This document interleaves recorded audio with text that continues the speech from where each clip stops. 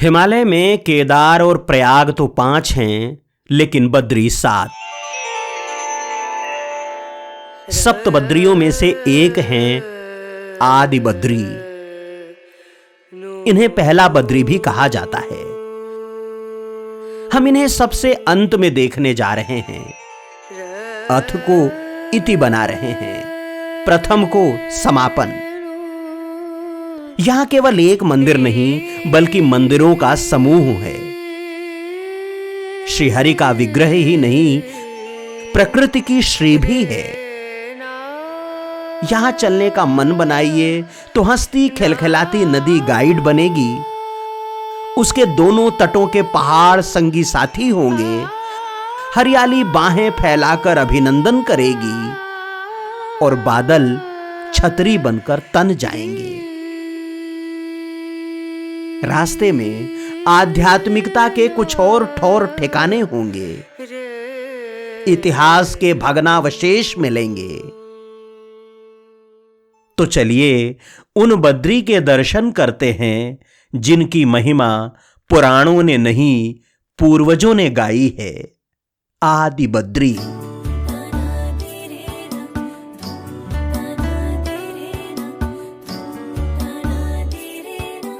रात कर्ण प्रयाग के तट पर ही बीती।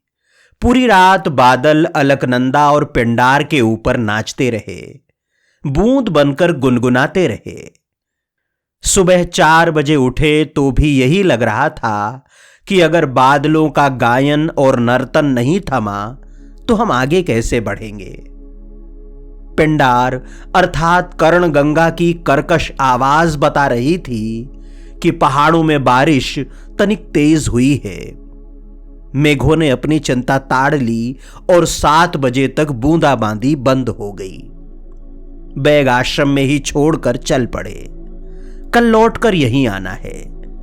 आदि बद्री यहां से लगभग 19 किलोमीटर है।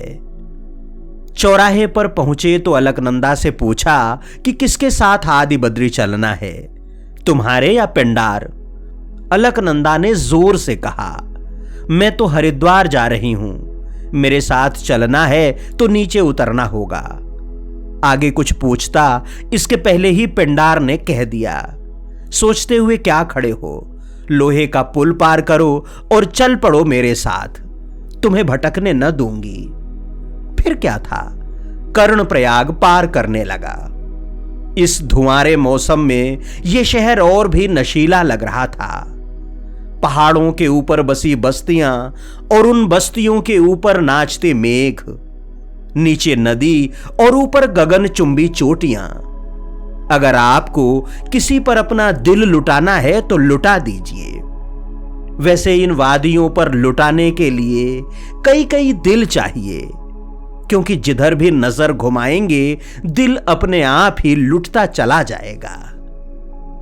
बस्ती को पार किया तो सिर्फ नदी, पहाड़ और सड़क बची। पिंडार नीचे उतर रही थी और सड़क ऊपर जा रही थी।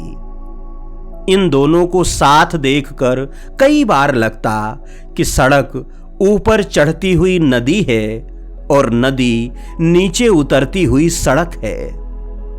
पिंडार का बहाव भी तेज है। यह कोई छोटी नदी नहीं, हां, इसका पानी लालिमा लिए हुए है।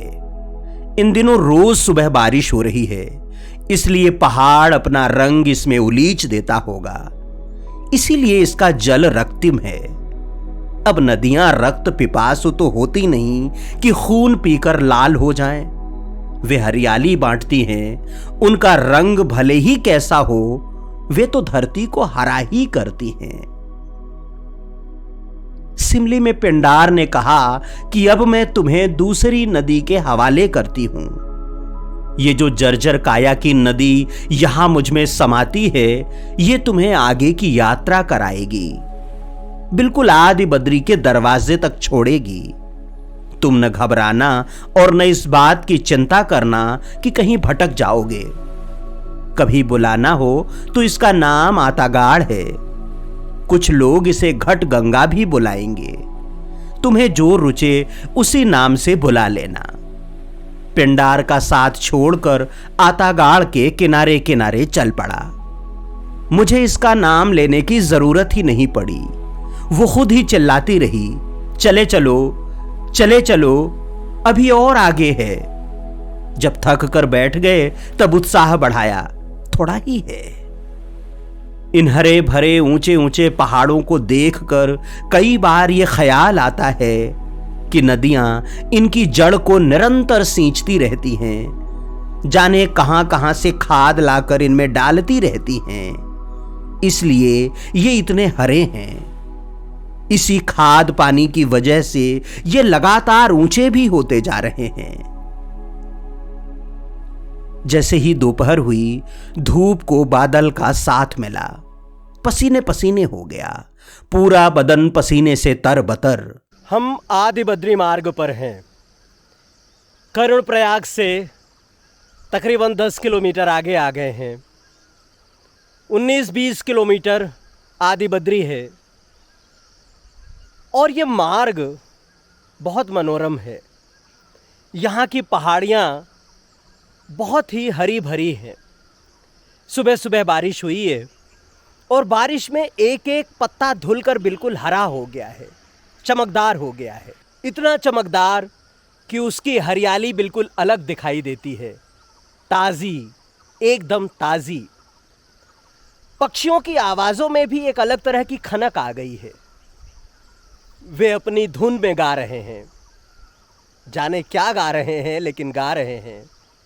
और हमें आदि बद्री जाने का मार्ग प्रशस्त कर रहे हैं, उत्साह दे रहे हैं, एक ऊर्जा दे रहे हैं। सुबह की बारिश के बाद धूप निकली और बादल आसमान में हैं। उमस बहुत ज़्यादा है, शरीर पसीने से तरबतर है, लेकिन ये हरियाली बहुत सुकून देती है। ज्यादा गर्मी लगती तो कहीं छांव में थोड़ी देर बैठता, फिर चल देता। पहाड़ ठंडा पानी लेकर खड़े ही थे, बुलाते रहते, आओ वत्स, जल पियो। यहां नदियां नहीं, पहाड़ ही पानी पिलाते हैं। नदियां तो इतनी गहराई में हैं जैसे रसातल में हों। कोई प्यासा हो तो उनके पास तक जाने में ही प्राण छोड़ दे। और फिर पानी ऐसा कि देखकर ही डर लगे। हालांकि ये पानी औषधियों के कारण काढ़े की तरह है, लेकिन जब प्यास लगी हो तो पानी चाहिए, न कि औषधि।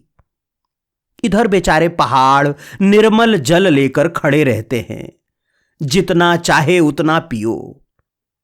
वे खुद हमारे पास आते हैं। उन्हें मालूम है कि उनके बच्चे उन्हें चढ़ चढ़कर यहां तक आ रहे हैं, तो उनकी भी जिम्मेदारी है कि एक कदम आगे बढ़कर प्यासे को पानी पिला दें। कुछ ही किलोमीटर चले होंगे कि धूप को धकेल कर बादल आ गए और तेज बारिश शुरू हो गई। एक शेड के नीचे रुक गए। मैं छाया में था और पूरा पहाड़ भीग रहा था। जब जंगल में बारिश होती है तो एक एक पत्ती धुल जाती है। हवा के साथ जंगल झूमता है तो ऐसा लगता है जैसे मेघ मल्हार की रचना कर रहा हो। पहाड़ की चोटी पर खड़े होकर पहाड़ को भीगता और जंगल के बीच में खड़े होकर जंगल को नाचते हुए देखना नितांत विरली अनुभूति है। पहाड़ में बारिश बहुत देर नहीं होती। मेघ एक जगह बहुत देर तक नहीं रुकते। वो एक पहाड़ से दूसरे पहाड़ की यात्रा करते रहते हैं। थोड़ी देर तक इस पहाड़ पर बारिश हुई और फिर वे दूसरे पहाड़ पर चले गए, किसी और गांव को सींचने, किसी और धरती का गला तर करने। घंटे भर बाद धूप निकल आई। उमस फिर माथे से पसीना निकालने लगी। नदियों, पहाड़ों, वादियों से बतियाता हुआ दोपहर तक आदि बद्री पहुंच गए। राजस्व दस्तावेजों में खोजना है तो इस गांव का नाम हेलीसेरा है। सड़क के किनारे ही छोटे छोटे मंदिरों का समूह है। इन मंदिरों में कोई भी ऐसा विशालकाय नहीं है जिसे दूर से ही देखा जा सके। परिसर में प्रवेश करने पर ही इसका स्थापत्य और इसकी प्राचीनता देखी जा सकती है। वर्तमान में यहां भगवान विष्णु के मुख्य मंदिर सहित कुल 14 मंदिर हैं। भारतीय पुरातात्विक सर्वेक्षण के अनुसार यहां पहले कुल 16 मंदिर हुआ करते थे। कालांतर में 2 मंदिर नष्ट हो गए, अब केवल 14 बचे हैं। मंदिर के निर्माण को लेकर कई जनश्रुतियां हैं। यहां के लोग कहते हैं कि भगवान बद्री विशाल की तपस्थली यही थी। सतयुग, द्वापर और त्रेता युग तक वे यहीं रहे। कलयुग के आरंभ में जब वे यहां से जाने लगे, तब देवताओं ने उनसे यहां रुकने की प्रार्थना की। श्रीहरि ने कहा कि अगर विश्वकर्मा रात भर में मंदिर निर्माण कर दें तो वे यहीं रुक जाएंगे। नारायण की माया ऐसी हुई कि मंदिर अधूरा रह गया और वे बद्रीनाथ चले गए। एक जनश्रुति के अनुसार इन मंदिरों का निर्माण स्वर्ग जाते समय पांडवों ने किया था।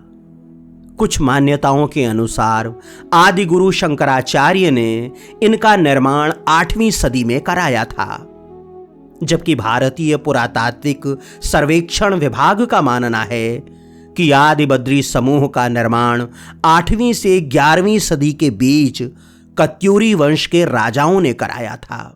हम इस समय आदि बद्री में हैं। आदि बद्री, जैसा कि इसके नाम से ज्ञात है, ये सबसे प्राचीन बद्री हैं। कहते हैं कि पहली बद्री के रूप में आदि गुरु शंकराचार्य ने यहीं पर बद्री विशाल की स्थापना की। सप्त बद्रियों में से एक और बहुत ही मनोरम मूर्ति यहाँ पर भगवान विष्णु की है। कभी 16 मंदिरों का समूह था ये, आज केवल 14 मंदिर शेष हैं। 2 मंदिर गिर चुके हैं और इनमें से 3 मंदिरों से मूर्तियां चोरी हो चुकी हैं, केवल मंदिर खड़े हैं। तो इस तरह मंदिरों का एक बड़ा समूह यहाँ पर है और उसमें भगवान विष्णु, उनके वाहन गरुण, भगवान गणेश, सत्यनारायण, माँ जानकी, माँ अन्नपूर्णा, माँ काली, भगवान भोलेनाथ सहित कई देवता, कई हमारे इष्ट यहाँ पर विराजे हुए हैं। मंदिर की वास्तुकला पिरामिड शंकु आकार की है, जो गढ़वाल के अन्य मंदिरों की संरचना से अलग है। मुख्य मंदिर अन्य मंदिरों से बड़ा है, जहां शालिग्राम शिला पर निर्मित भगवान विष्णु की 3 फीट ऊंची मूर्ति है। मुख्य मंदिर के ठीक सामने श्री हरि के वाहन गरुण का मंदिर है। इसके अलावा यहां भगवान सत्यनारायण, लक्ष्मी नारायण, भगवान राम, सीता, लक्ष्मण, हनुमान, माँ गौरी, माँ काली, माँ अन्नपूर्णा, चक्रभान, भगवान भोलेनाथ और कुबेर के मंदिर भी हैं। हालांकि कुबेर, हनुमान जी और गौरी शंकर अब यहां नहीं हैं। ये तीनों महत्वपूर्ण मूर्तियां चोरी हो चुकी हैं। हिमालय के अन्य प्रमुख मंदिरों की तरह आदि बद्री मंदिर के कपाट भी बंद होते हैं, लेकिन 6 माह के लिए नहीं, बल्कि 1 माह के लिए। हिंदी महीने का पौष मास यहां नारायण के विश्राम का समय होता है। मार्ग शीर्ष की पूर्णिमा को विधिवत पूजा अर्चना होती है। इसके बाद कपाट बंद कर दिए जाते हैं। अंग्रेजी महीने के हिसाब से यह मध्य दिसंबर का समय होता है। इस दौरान शंख ध्वनि और भगवान के जयकारों के बीच महिला मंगल दलों द्वारा लोक नृत्यों और नंदा देवी के विदाई गीतों की प्रस्तुति दी जाती है। सूर्य के उत्तरायण होने पर मकर संक्रांति के दिन अर्थात 14 या 15 जनवरी को पुनः कपाट खोल दिए जाते हैं। इस दिन मंदिर के समीप नदी के तट पर बड़ा मेला भरता है। फिलहाल मंदिर की देखभाल भारतीय पुरातात्विक सर्वेक्षण विभाग के अधीन है और पूजा की जिम्मेदारी थपलियाल परिवार के पास है, जो पास के ही गांव थापली के रहने वाले हैं। कहते हैं कि लगभग 700 वर्षों से वे यहां की पूजा अर्चना करते आ रहे हैं। पुजारी जी होते तो यहां के बारे में कुछ अतिरिक्त जानकारी देते। लेकिन चौकीदार ने बताया कि वे बीमार हो रखे हैं, इसलिए घर चले गए हैं। यहां रहते रहते चौकीदार भी आधा पंडित हो ही गया है। वही आधी अधूरी जानकारी उसने दी। ये माना जाता है कि भगवान विष्णु जी ने यहाँ 3 युगों तक तपस्या की। 3 युगों तक? युगों तक, हाँ जी। अच्छा। यह जो मंदिर है 14 मंदिरों का समूह है। अच्छा। पहले 16 मंदिर थे। हाँ। अब 2 टूट गए, अब रह गए 14। अच्छा। तो मेन मंदिर यहाँ विष्णु जी को समर्पित है। कर्णप्रयाग विधायक आत्मीय अनिल नौटियाल जी ने प्रिय मायाराम बहुगुणा के यहां रुकने का इंतजाम कर दिया। थोड़ी देर में बहुगुणा जी का फोन आ गया। उनके घर गया। वे होम स्टे चलाते हैं। दिल्ली से आकर नया काम शुरू किया है। सज्जन हैं। पत्नी बच्चे दिल्ली में रहते हैं। खुद पहाड़ों और गांव का आनंद लेने आए हैं। बातों के शौकीन हैं। शाम 7 बजे तक भोजन करा दिया। दाल रोटी सब्जी रायता। आनंद आ गया। भोजन के बाद रात को बाहर बैठे तो कहने लगे, जब मैं ये घर बनवा रहा था तो एक रात भालू आ गया, मेरी ही बराबरी का। मैंने देखा तो होश गायब। उस समय चारों तरफ मरकरी लगा रखी थी, सबको जला दिया। रोशनी में वो बहुत देर नहीं रुका, चला गया। तब जान में जान आई। जंगली जानवरों की बात आदि बद्री के रास्ते में एक दुकान वाला भी बता रहा था। मैंने पीने के लिए दूध मांगा तो उसने पैकेट का दूध गर्म किया। मैंने पूछा, पहाड़ में भी दूध नहीं होता क्या? उसने कहा, यहां का जीवन बहुत कठिन है भाई जी। गाय रखो तो घास के लिए जंगल जाना पड़ता है। जंगल में भालू और बाघ का डर बहुत है। कई बार हमला कर देते हैं और जान भी चली जाती है। इसलिए धीरे धीरे सभी ने गाय पालना बंद कर दिया। पहाड़ का सुख दुख पहाड़ से गपियाने पर ही पता चलता है। जैसे ही अंधेरा हुआ, पहाड़ों पर बिजली जगमगा उठी। आसमान से उतरकर सितारे पहाड़ों पर आकर बैठ गए। अब आसमान के शेष तारे रात भर इन्हें निहारेंगे और ये उन्हें। रात काटने के लिए कुछ तो काम चाहिए। पहाड़ों और आसमान के चांद सितारे एक दूसरे की देखा देखी में थे और मायाराम जी के साथ अपनी बदकही निरंतर थी। वे चांदपुर गढ़ी के बारे में बता रहे थे। कहने लगे, उत्तराखंड में 8वीं 9वीं शताब्दी में बड़ी राजनीतिक उथल पुथल मची थी। गढ़वाल क्षेत्र में अनेक छोटे छोटे राज्य बनने लगे थे और माना जाता है कि इसी दौरान चांदपुर गढ़ी में भानु प्रताप नामक शासक के काल में धारानगर से कनकपाल नाम के एक राजकुमार आए। उन्होंने भानु प्रताप की बेटी से शादी कर ली और उन्हें चांदपुर का राज्य मिल गया। राजा कनकपाल को गढ़वाल के पंवार वंश का संस्थापक भी माना जाता है। चांदपुर गढ़ी में मौजूद अवशेष आज भी इतिहास के किस्से सुनाते हैं। उत्तराखंड में 52 गढ़ हैं और उन्हीं में से एक चांदपुर गढ़ है। अगली सुबह कर्णप्रयाग के लिए रवाना हुए। रास्ते में चांदपुर गढ़ी जाने का मार्ग भी दिखा, लेकिन अपन तीर्थ यात्रा के लिए निकले हैं, न कि रजवाड़ों को शीश नवाने, इसलिए उधर नहीं गए। उतरते हुए पहले आतागाड़ फिर पिंडार के साथ बहते रहे। पूरे पहाड़ में जगह जगह सड़कें और गलियां हैं, लेकिन लोगों का पैदल आना जाना कम ही है। ज्यादातर लोगों के पास दुपहिया या 4 पहिया वाहन हैं और आवागमन के लिए लोग उन्हीं का इस्तेमाल करते हैं। हाँ, महिलाओं को जरूर पैदल चलते हुए देखा जा सकता है। वे घर के कामकाज के लिए, गाय भैंस चराने के लिए या फिर चारे के लिए पहाड़ और जंगल जाती हैं। कांधे पर कुंडी रखे घास के लिए ऐसे ऐसे पहाड़ पर चढ़ती और उतरती हैं, जहां उतरना और चढ़ना हम जैसों के लिए सोचना भी असंभव है। इस मामले में पहाड़ की महिलाएं मर्दों को बहुत पीछे छोड़ देती हैं। वे मध्य प्रदेश, उत्तर प्रदेश या राजस्थान की स्त्रियों की तरह पर्दा नहीं करती। वे श्रम करने में पुरुषों से कई कदम आगे हैं। तो ये रोज उतरते हो आप लोग?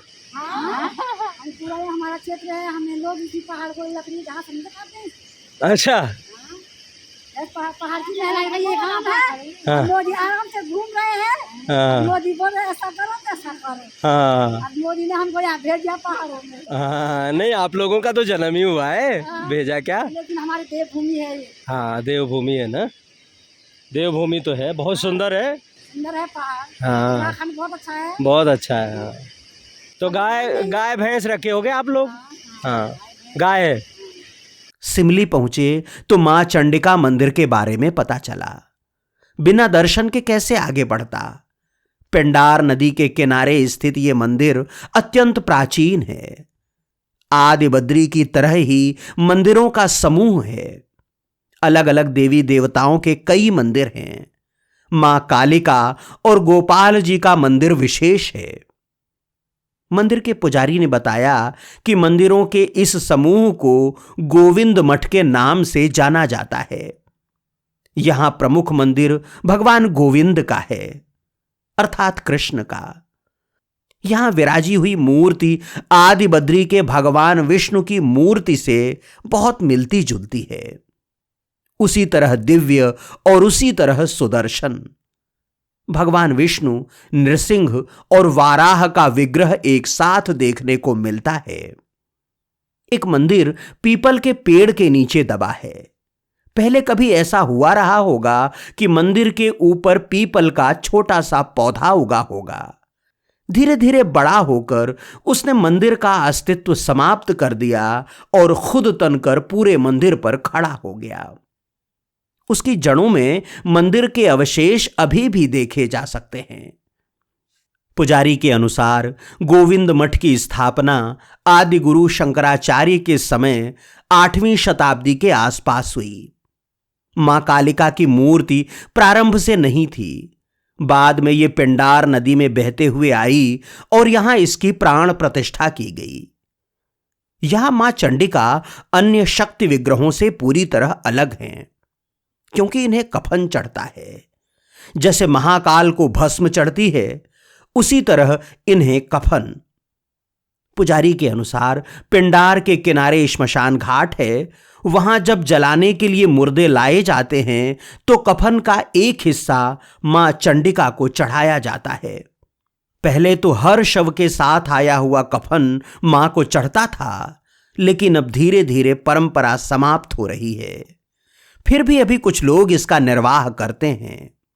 आप देख सकते हैं कि जो मंदिर का जो मुख्य द्वार है, हाँ और पूरब की ओर जिसका मुंह है, ये भगवान गोविंद मंदिर है, गोविंद मठ के नाम से, और विष्णु से संबंधित यहाँ पे प्रतिमाएं हैं। हाँ। भगवान विष्णु अंदर आपने देखा होगा अभी गर्भगृह के अंदर में चतुर्भुज रूप में है, शंख चक्र पद्म धारण किए हुए हैं। हाँ। तो भगवान विष्णु की अलग मूर्ति खड़ी प्रतिमा आयुधाजी मुद्रा में, हाँ। चतुर्भुज विष्णु की खड़ी प्रतिमा है। फिर लक्ष्मी नारायण जी है, गरुड़ पे आसीन आलिंगन प्रतिमा है। फिर भगवान विष्णु क्षीर सागर में सोए हैं और नाभि में ब्रह्मा विष्णु की उत्पत्ति और चरणों में लक्ष्मी जी है। तो ये मूर्तियाँ आपने अभी मैंने दर्शन कराए थे आपको। तो पुराणों में भी वर्णन आता है कि जिस मठ का मुख्य द्वार पूरब की ओर हो और ठीक सामने उत्तरवाहिनी नदी हो, तो आप देख सकते हैं कि इस मठ के जो मुख्य द्वार जो है पूरब की ओर है और ठीक सामने हमारे उत्तरवाहिनी नदी है। परम सिद्ध स्थान माना जाता है। जो लोग ध्यान आत्मा से परमात्मा का मिलन मेडिटेशन के लिए आते हैं तो लोग इस चीज़ का महसूस करते हैं जी। और माँ चंडिका की हम यहाँ पे बात करते हैं तो माँ चंडिका का वो रूप है यहाँ पे जिन्होंने रक्त बीज का वध किया था। अभी आपने देखा होगा बिल्कुल आगे जब दर्शन किए थे, तो माँ चंडिका का एकदम काल रूप है। हाँ। और जब आसुरी शक्तियाँ, जब माँ चंडिका रक्त बीज का जब वध हो रहा था तो असंख्य और राक्षसों की उत्पत्ति हो रही थी। रक्त की बूंदें, जैसे रक्त की बूंदें धरती पे गिर रही थी, तो असंख्य उत्पत्ति हो रही थी। तो माँ ने यह रूप धारण किया। काल रूप माँ का काफी चौड़ा मुंह है, आपने देखा होगा जी। इसमें रक्त का शोषण करते हुए माँ चंडिका का यह काल रूप यहाँ पर है। इसमें किंवदंती इस प्रकार से है कि यह मठ में पहले से स्थापित नहीं थी। ये ठीक हमारे जो सामने किंदर नदी बह रही है, तो इसमें बहते हुए यहाँ पे आई है, तब से माँ चंडिका को यहाँ पे स्थान दिया गया। यह लगभग 1800 के आसपास की बात है। और यहाँ कोई विशेष पर्व और उत्सव होता है? जी, जैसे चैत्र नवरात्रि है, अश्विन मास की नवरात्रि है, और माँ चंडिका की यात्रा निकलती है, हर 12 वर्ष के बाद होती है। यह 10 माह की यात्रा होती है जी। तो विभिन्न गाँवों में जहाँ भी ध्यानी हम कहते हैं जिन्हें, तो सभी काशी विश्वनाथ जी उत्तरकाशी में जो काशी विश्वनाथ जी का मंदिर है, हाँ वहाँ पे जो आकाश मार्ग से हाँ जो त्रिशूल वहाँ पे आज भी है, जी। तो वहाँ पे शक्ति परीक्षण होता है, पहले से भी यह मान्यता है। हाँ आज यह काशी विश्वनाथ तक जाती है और वहाँ से शक्ति परीक्षण के बाद पुनः अपने इन विभिन्न क्षेत्रों में घूमते हुए आशीर्वाद देते हुए माँ चंडिका 10 माह तक की यात्रा होती है। फिर पुनः मंदिर में हर 12 वर्ष के बाद यह आयोजन होता है। पुजारी जी बहुत विनम्र हैं। चलने लगे तो भोजन प्रसादी और रुकने का आग्रह किया, लेकिन मैंने उनसे कर्णप्रयाग पहुंचने की जल्दी का हवाला देकर क्षमा मांग ली।